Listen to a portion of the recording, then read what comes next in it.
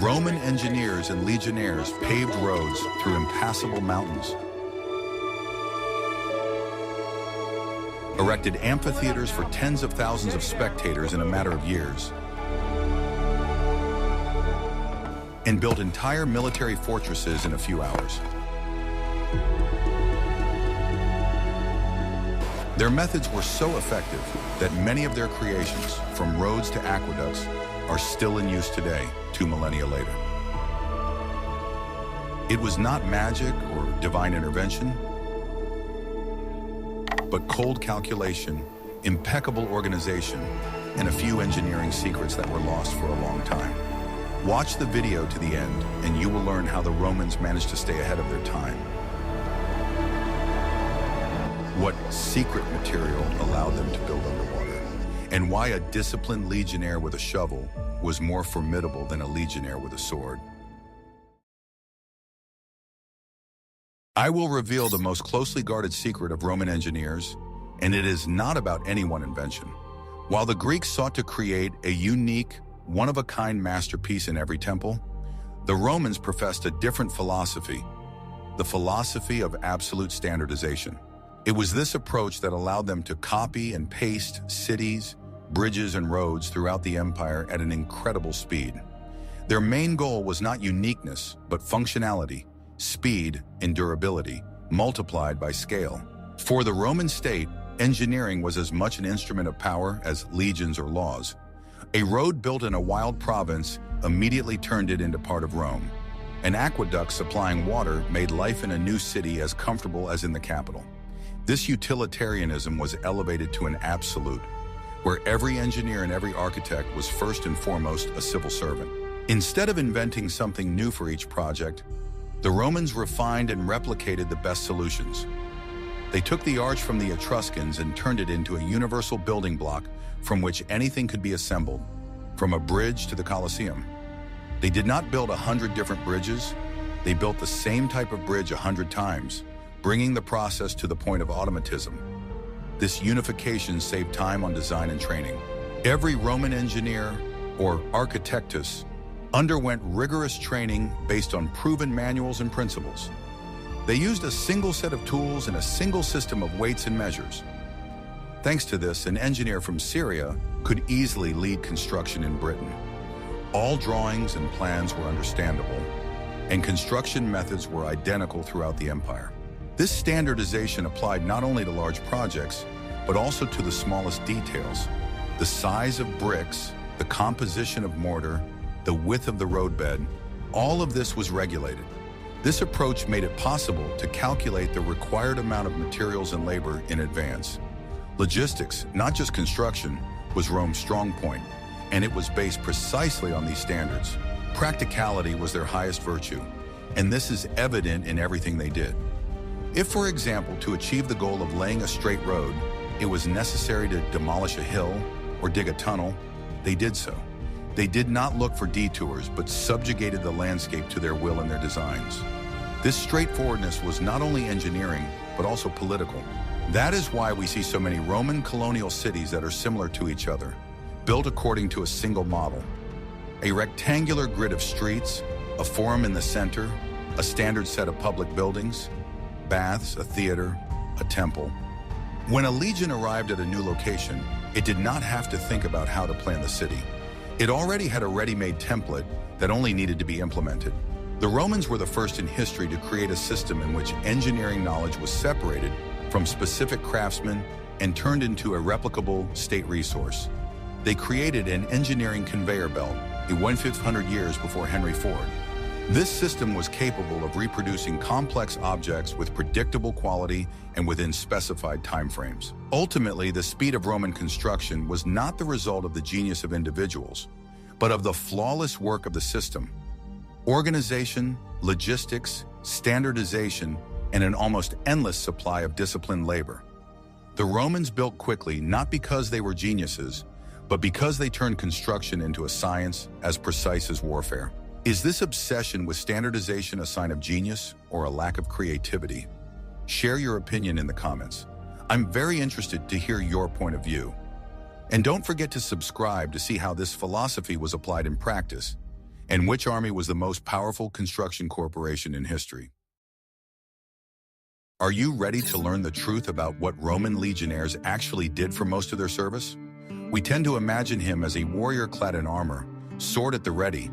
However, the reality was much more prosaic. Legionnaires spent most of their time not with swords, but with shovels, pickaxes, and saws. It was the army that was the main construction force of the empire.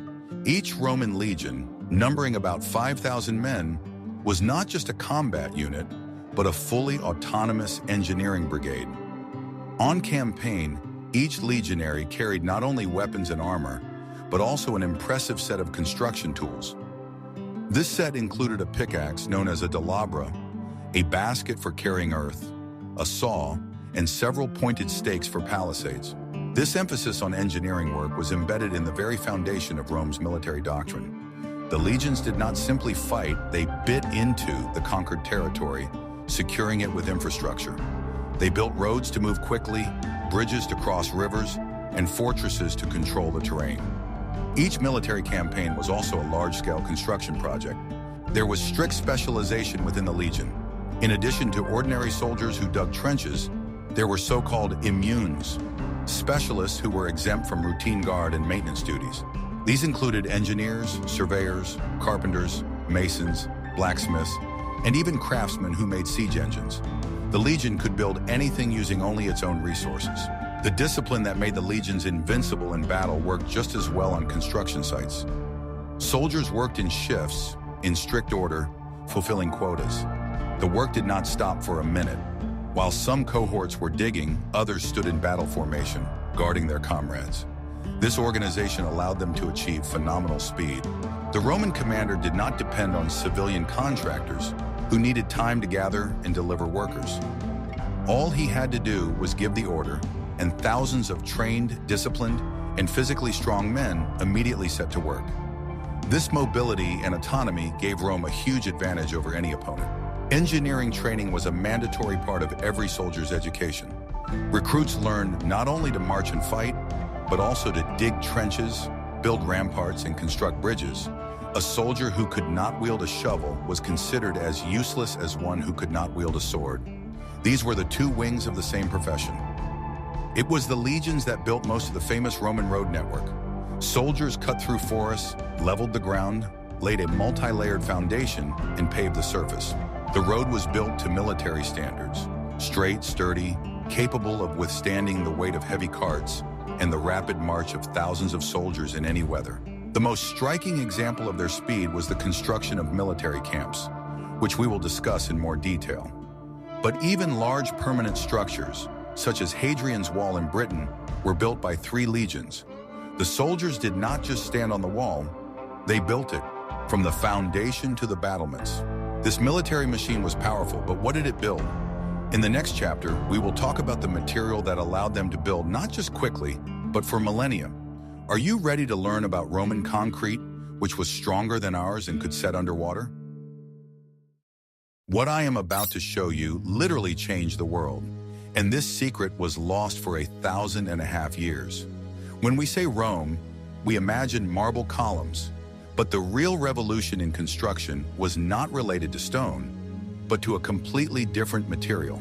We are talking about opus cementitium, or Roman concrete, an invention that allowed them to build faster, cheaper, and in ways that were previously unimaginable. The Romans did not invent concrete. Primitive forms of it existed before, but they perfected its formula, creating a material that surpasses even modern Portland cement in many respects. The secret lay in one unique component, pozzolan, or volcanic ash. This ash, mined in large quantities in the Naples area and Mount Vesuvius, had amazing properties. Unlike modern concrete, which is simply a mixture of cement, sand, and gravel, Roman concrete was a chemically active mass. When pozzolan was mixed with lime and water, a chemical reaction occurred. New, incredibly strong, crystalline compounds were formed, which literally fused the mixture into a monolithic stone. The most striking property of this mixture was its ability to harden without access to air, including underwater. Modern concrete needs air to gain strength, but Roman concrete performed perfectly well in water. This allowed them to build massive port piers, bridge supports directly in the beds of turbulent rivers, and aqueducts without fear of moisture. The construction technology was also ingeniously simple and fast. The Romans did not pour liquid concrete as we do today. They built wooden or brick formwork and then laid the mortar in layers. A layer of thick mortar, then a layer of rubble or construction debris, then mortar again. This method, called rubble masonry, was incredibly economical. This type of construction did not require a large number of highly skilled masons who were needed to build walls from hewn stone. All that was needed was an army of unskilled but disciplined workers who could build formwork, carry water, mix mortar, and lay stones. This was ideal for the use of legionnaires or slave labor. Thanks to concrete, the Romans were able to fully realize the potential of arches and vaults. They created huge spans and gigantic domes, such as the dome of the Pantheon in Rome, which remains the largest unreinforced concrete dome in the world. It would have been impossible to create such a structure out of stone. Concrete allowed them to sculpt space. Roman concrete was not only strong, but also surprisingly durable. Modern research shows that over time, it does not deteriorate, but only becomes stronger. Seawater penetrating the structure reacts with pozzolan, forming new minerals that heal microcracks and make the material even more monolithic. This explains why Roman port structures, which have stood in salt water for 2,000 years, are in better condition than many concrete piers built in the 20th century. The Romans, perhaps without realizing it, created a self-repairing material. This material was cheap, quick to use, did not require high qualifications, and possessed incredible strength and durability. It allowed the Romans to move from constructing individual buildings to creating entire infrastructure systems on an imperial scale. This material was the true foundation of their engineering power. This material allowed them to create the Dome of the Pantheon, which still stands today. If you are also fascinated by this technology, please like this video. And don't forget to subscribe to the channel to see new episodes where I will reveal the incredible secrets of ancient Rome. What if I told you that roads built 2,000 years ago were designed with such precision that modern highways are laid on top of them? The Roman road network is not just a means of communication. It is a visible embodiment of imperial power and engineering thought. And the main principle of their design was an almost fanatical commitment to a straight line. When a Roman engineer planned a new road, he did not try to go around every hill or valley. His task was to connect point A and point B by the shortest possible route. If there was a mountain in the way, they dug a tunnel or built an exhausting climb. If there was a swamp in the way, they built a dam several kilometers long. The road cut through the landscape rather than adapting to it. To achieve this straightness over huge distances, relatively simple but effective tools were used. The main one was the gromata, a device consisting of two crossed slats with plumb lines at the ends. It allowed them to lay perfectly straight lines and build precise right angles. Working from one sighting point to another, surveyors or grammatici laid out the route. To determine slopes, they used a horobat, a long wooden beam, more than 6 meters long, with a groove for water, which functioned as a water level. This allowed them to maintain the necessary, albeit steep, slope on ascents and descents. Another device was the diopter, a more complex angle measuring instrument similar to a primitive theodolite. This obsession with straight lines had not only practical, but also ideological significance. A straight road cutting through the landscape was a symbol of Roman order, which had subjugated wild nature. It was a statement.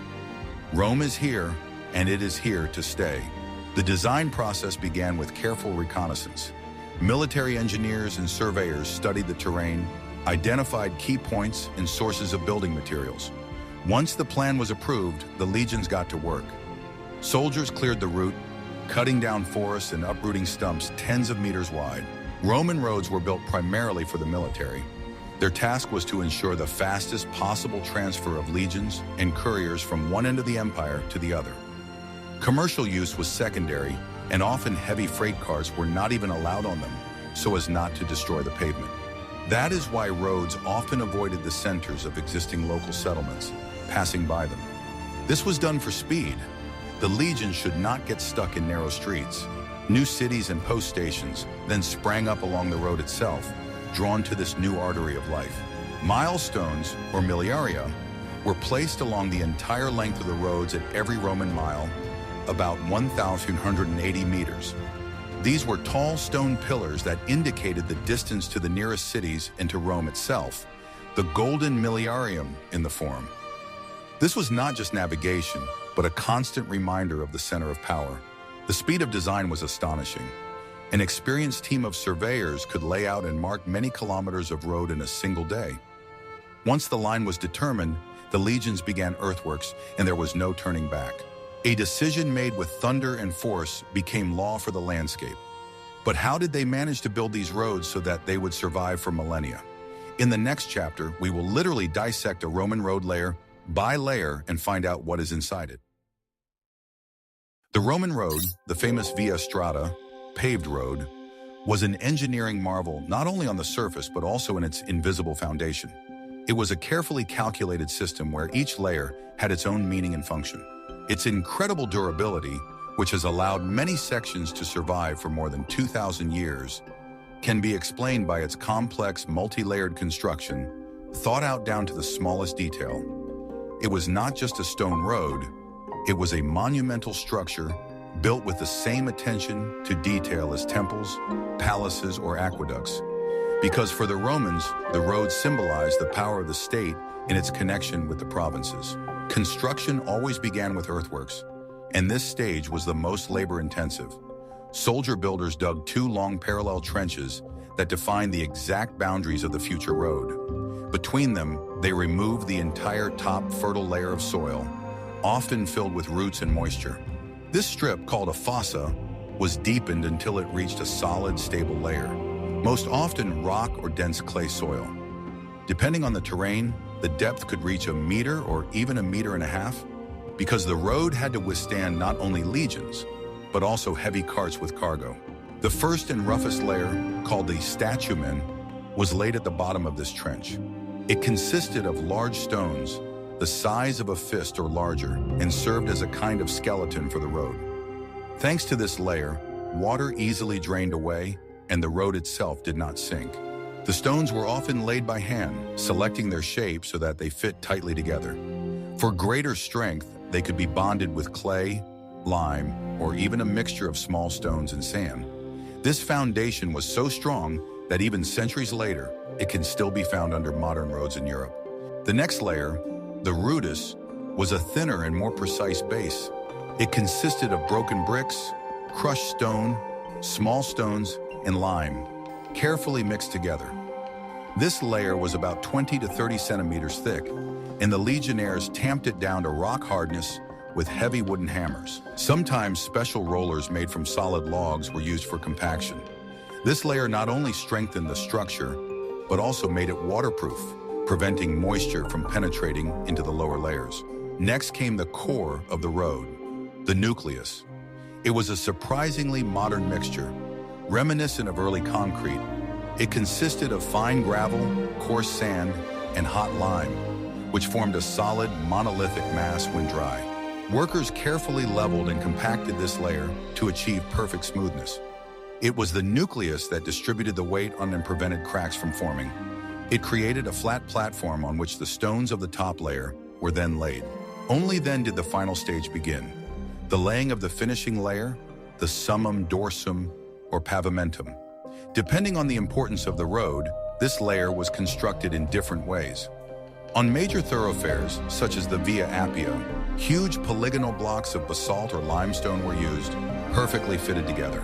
There were almost no gaps between the stones, which allowed chariots to move smoothly and the road to remain intact for centuries. On less important roads, compacted gravel or dense sandstone was used. The entire road had a slight slope from the center to the edges, forming a characteristic convex shape that the Romans called the spina. This element was extremely important. It ensured the drainage of rainwater into drainage ditches laid along the road. These ditches, called sulci, prevented water from stagnating, thus preventing erosion and destruction of the foundation. In some cases, small stone curbs were also placed along the road to hold the soil and direct the flow of water. The thickness of such a road could reach 1.5 meters, which made it incredibly stable. Even harsh winters, frosts, and downpours could not destroy such a structure. It did not allow moisture to pass through, did not sag or crack, and plant roots could not break through the dense layers. Thanks to this, many roads have survived to this day almost in the same form in which the Roman legions marched along them. Even more impressive is that the construction of such complex roads was carried out at an astonishing speed. Disciplined legionnaires acting as a single mechanism could build hundreds of meters of paved road in a day. In the detachment, everyone performed their own task. Some dug, others carried stones, others tamped, and still others laid tiles. This order and precision were the key to Roman engineering power. It was this system, a deep drain foundation, 2 reinforcing layers, and a perfectly leveled waterproof coating with a slope, that became the secret to the durability of Roman roads. They did not simply connect cities, but became a symbol of civilization, stronger than time and the elements. The Romans did not simply build a road, they created an engineering marvel that outlived the empire itself. What the Roman army did every evening, modern engineers cannot repeat even in a week. The Roman legion on the march never, under any circumstances, stopped for the night in an open field. Every evening, regardless of fatigue, weather, or the proximity of the enemy, the legion built a fully fortified camp, or castrum. This process was so automated that it took only a few hours. As soon as the legion arrived at the place of overnight stay, which was chosen in advance by scouts and surveyors, coordinated work began. First, the grammatici marked out a standard rectangular grid for the camp on the ground. They stuck colored flags into the ground to mark the main streets, the Cartus and Decumanus, the location of the commander's tent, praetorium, and the altar. While one part of the legion, usually several cohorts, lined up in battle formation for guard duty, the rest of the soldiers immediately set to work with their delabras. Each legionnaire was not only a warrior, but also a digger. Each detachment had its own clearly marked section of the perimeter for which it was responsible. The work began with digging a trench or fossa. This was not just a ditch, but a serious V-shaped barrier, up to 1.5 meters deep and up to 3 meters wide. All the earth extracted from the ditch was immediately passed along the chain and laid on the inner edge, forming a rampart, or agger. This rampart of compacted earth and turf was in itself a serious obstacle, several meters high. But that was not enough. A palisade, or vallum, was erected on top of the rampart. It consisted of stakes, suits, which each legionnaire carried with him in his marching gear. These stakes were sharpened at both ends and had spikes, making them ideal for a prefabricated barrier. Simultaneously with the construction of the perimeter, other teams pitched tents inside the camp. Here, too, standardization reigned supreme. Each tent, designed for 8 people, contubernium, was placed in a strictly designated spot. As a result, an hour after work began, a city with straight streets, neighborhoods, and defensive walls sprang up on the empty field. The entire process, from marking out the site to installing the last stake in the palisade, took an experienced legion 2 to 4 hours. This was a daily routine, repeated dozens of days in a row during a long march. The soldiers had dinner and went to bed in complete safety behind the walls of their own fortress. In the morning, the camp was dismantled just as quickly. The palisade was taken down, the stakes were returned to the baggage train, and the tents were packed away. The moat and rampart were often left behind, and many of these temporary camps can still be seen on satellite images throughout Europe. This skill gave Rome an incredible tactical advantage. This ability to create instant fortresses discouraged opponents. They could not catch the legion off guard at night or force it to fight on their terms. The Romans always fought with their rear and flanks covered by their own fortress, which they carried with them. The speed and efficiency of this process were a direct result of the standardization, discipline, and versatility of the Roman soldier. Everyone knew their maneuver, everyone had their tool. They did not need blueprints or lengthy meetings. This remarkable engineering routine was as much a part of their combat power as their sword skills. This speed was remarkable, but how did they supply these new cities with water, especially when building permanent fortresses and cities? In the next chapter, we will look at the marvel of engineering, aqueducts. Roman cities were synonymous with comfort, and the basis of that comfort was water. Huge public baths, thermae, fountains, private villas, and the general population consumed enormous amounts of water that could not be supplied by wells alone. The solution was aqueducts, grand structures that carried clean spring water to cities, sometimes tens of kilometers away. The popular image of an aqueduct is a majestic series of stone arches crossing a valley, such as the Pont du Gard in France. However, these bridges were only the most spectacular, but small part of the system. In fact, more than 90% of the length of any aqueduct ran underground or at ground level. Roman engineers preferred to run the canal in trenches or tunnels dug into the rocks. It was cheaper, faster, and safer. An underground canal was protected from contamination, evaporation in hot weather, and sabotage. Aqueduct bridges were built only as a last resort, when it was necessary to cross a river or a deep valley. The secret of the aqueduct was not in the arches, but in gravity. The entire system worked exclusively by gravity. This required incredible precision in calculations from the engineers. The canal had to have a constant, very slight slope along its entire length. A harabat was used to calculate the slope, the same long water level used in road construction. The slope was minimal, only a few centimeters per 100 meters, or about 1/3000. Too much slope would have caused the canal to be destroyed by the flow. Too little would have caused the water to stagnate. Engineers had to route the canal around mountains or through tunnels, maintaining this precise gradient. It was a titanic task of leveling the terrain. Sometimes, to avoid building a giant bridge, they used an inverted siphon system. Water was fed through lead or stone pipes down the slope of the valley and lifted to the other side under pressure. This method required very strong pipes capable of withstanding the enormous pressure of the water at the lowest point. This proves that the Romans had a perfect understanding of the laws of hydraulics. The aqueduct itself, through which the water flowed, was a concrete trough. Its walls and bottom were covered with a waterproof mortar called opus signinum, which was made from crushed ceramics and lime. This composition prevented water from seeping through and becoming contaminated. The quality of the water at the source was carefully checked. The Romans valued clean, cold spring water. In the city, the water flowed into a distribution reservoir, the castellum, from where it was distributed through a system of lead pipes to public fountains, baths, and the homes of wealthy citizens. The construction of an aqueduct was one of the most expensive and complex projects a city could undertake. It required huge investments in the involvement of the best engineers. However, the result was worth it. The aqueduct instantly transformed a provincial settlement into a full-fledged Roman city, a center of civilization. Nothing demonstrates the engineering power and speed of the Romans like the construction of amphitheaters. The most famous of these, the Colosseum in Rome, was built in less than 10 years, a time frame that is impressive even today. By comparison, many medieval cathedrals took centuries to build. This speed was achieved through a combination of three factors: ingenious materials, modular construction, and flawless logistics. Unlike the Greeks, who carved their theaters into hillsides, the Romans learned to build them on flat ground. This was made possible by two major inventions: Roman concrete and the widespread use of arches. The Colosseum is essentially a skeleton of stone arches filled with concrete vaults and floors. The structure was modular.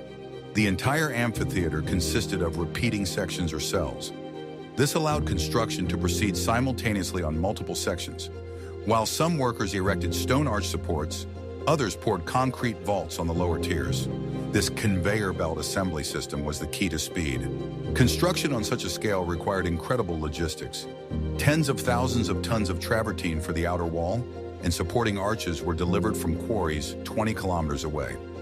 A special road was built for this purpose. Countless amounts of stone, sand, and porcelain for concrete were delivered by barges and carts. The organization of labor was of the highest standard. Thousands of workers were divided into specialized teams.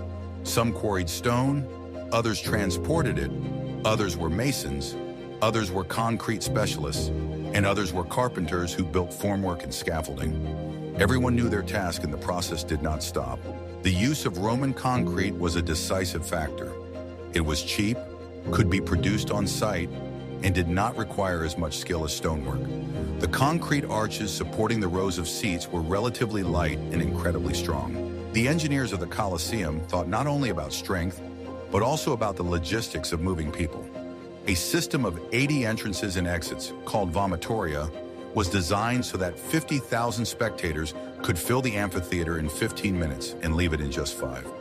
These corridors and stairways were part of the concrete structure, cast as a single unit. The speed of the Colosseum's construction was also a political statement. The new Flavian dynasty, which had come to power, wanted to give the people the largest entertainment venue in the world as quickly as possible. It was a project to which all the resources of the empire were devoted. In the provinces, amphitheaters were built just as quickly, often by local legions. The standardized design, an elliptical arena surrounded by tiers of arches and concrete vaults, made it possible to replicate the project throughout the empire. The very fact that the Colosseum has stood for 2,000 years, surviving earthquakes and being dismantled for building materials, testifies to the quality of its design. It is a monument not to architectural sophistication, but to an engineering system, a system of logistics, standardization, and ingenious use of materials. Roman engineers did not have laser levels or excavators, but their set of tools was surprisingly effective and accurate. It was these tools, from simple hand tools to complex machines, that allowed them to carry out their grandiose projects at such speed. Success lay in having the right tool for each task. Surveying instruments were at the heart of everything. We have already mentioned the gram for marking right angles and the korobat for leveling slopes. There was also the libellum, a simpler level similar to the modern one, in the shape of the letter A with a plumb line. These instruments allowed for quick and sufficiently accurate marking of foundations, roads, and camps on the ground. For earthworks, the legionnaires used a universal tool called a delabra. It was a heavy pickaxe with one end pointed like a pickaxe and the other flat like a cleaver. This tool could be used to chop roots, break soft stone, and dig hard ground. In addition, they used shovels and woven baskets to carry soil. When working with stone, the Romans used a full set of tools familiar to modern masons. They had iron chisels, hammers, wedges for splitting rock, and saws. To cut large blocks, they used saws with abrasive sand poured into the cut. It was a slow but effective technique. The real breakthrough in the speed of construction of multi-story buildings, such as amphitheaters and aqueducts, was associated with the use of lifting cranes. The Romans improved on Greek cranes, creating powerful machines powered by muscle power. The simplest was the trispastos with 3 blocks, which allowed one person to lift a significant load. For really heavy blocks weighing several tons, the polyp was used. It was a complex crane with a system of 5 or more blocks, which was driven not just by a winch, but by a huge squirrel wheel. One or more workers walked inside this wheel, creating enormous traction. The availability of such cranes completely changed the pace of construction. Engineers did not need to build massive earthen embankments to drag the blocks up, as they did in earlier eras. They could quickly lift and install stone blocks and beams at great heights. To drive piles during bridge construction, they used copras. This was a frame along which a heavy load slid, lifted by a winch, and then dropped onto the pile. This technology made it possible to quickly create reliable supports for bridges, even on unstable ground. The Romans were also masters in the manufacture and use of hydraulic machines. They used Archimedes' screw to drain pits and mines. They had water wheels that not only ground grain but also powered sawmills.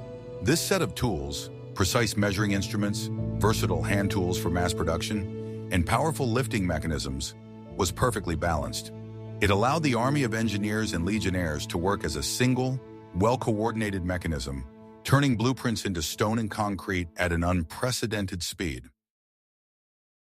2,000 years is a period of time that reduces most human creations to dust. However, throughout Europe, North Africa, and the Middle East, there are still bridges that can be walked on, aqueducts that look almost ready for use, and roads that serve as the foundation for modern highways. The legacy of Roman engineers has proven to be more durable than the empire itself. The main reason for this longevity is excessive quality. The Romans built not for decades but for centuries. They built their structures with a margin of strength that seems wasteful from a modern perspective.